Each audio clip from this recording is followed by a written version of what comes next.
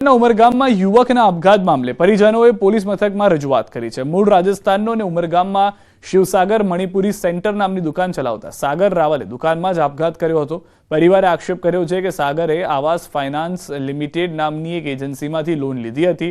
લોનનો એક હપ્તો બાઉન્સ થતા બેંક કર્મીઓ તરફથી હેરાનગતિ કરવામાં આવતી હતી। અનેક વિનંતી છતાં તેમણે હેરાનગતિ ચાલુ રાખી હતી, જેથી યુવક આપઘાત કરવા મજબૂર બન્યો હતો। જેથી યુવકની પત્ની મૃતકની જે પત્ની છે અને માતાએ જવાબદારો સામે ફરિયાદ નોંધી હતી। કાર્યવાહી રજૂઆત કરી છે। બેંક દ્વારા દુકાનની લોન માફ કરવામાં આવે તેવી માંગ પણ કરી હતી।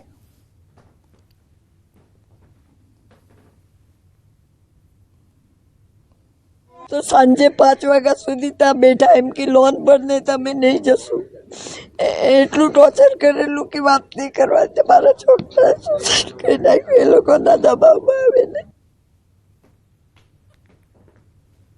दुकान पे लोन लिया था तो दुकान नहीं चल रही थी, down.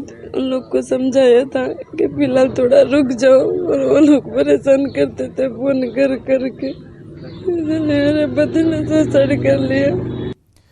Myanmar, Singapore, Malaysia, Bangkok, थाईलैंडના પતાયામાં ભૂકંપમાં બાદ હવે પરિસ્થિતિ કાબૂમાં આવી છે। ભૂકંપની ઘટના બાદ આ દેશોમાં પ્રવાસીઓની પરિસ્થિતિ પર કોઈ અસર થઈ નથી, ત્યારે આપણા રાજ્યમાંથી આ દેશમાં જતા પ્રવાસીઓની સંખ્યામાં પણ અસર પડી છે। જો કે જેમણે બુકિંગ કરાવ્યું છે તે કેન્સલ નથી કરી રહ્યા, પરંતુ જે લોકો બુકિંગ કરવાના હતા એ વિચાર કરી રહ્યા છે।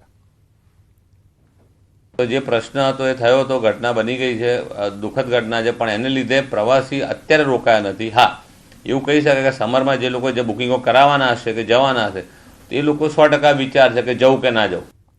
હાલ રોકાઈશું એક વિરામ માટે। આપ જોડાયેલા રહો ગુજરાતની number 1 news channel news 18 Gujarati સાથે।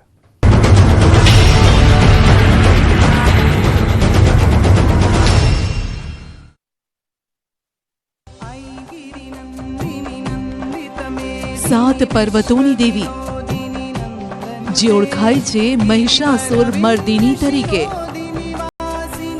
चैत्री नवरात्रिना प्रथम नोरते आपने लई जईए त्यां ज्यां महिषासुर मर्दिनीए कर्यो विश्राम।